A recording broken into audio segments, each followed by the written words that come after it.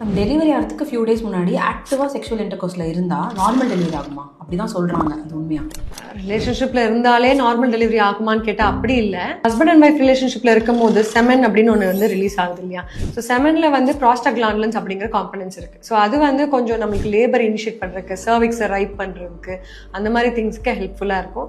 அப்புறம் சம்டைம்ஸ் ஆர்காசம்ஸ் இருக்கும் போது வந்து ஆக்சிடோசின் அப்படிங்கிற ஹார்மோன் வந்து உங்களுக்கு ரிலீஸ் ஆகும். ஸோ அது யூட்ரைன் கான்ட்ராக்ஷனுக்கு ஹெல்ப்ஃபுல்லாக இருக்கும். But there is no as such scientific evidence that relationship வந்து கடைசி ட்ரைமஸ்டர்ல இருக்கும் போது it will initiate labor, it will shorten the labor duration. அந்த மாதிரி எதுவும் scientific evidence இல்ல.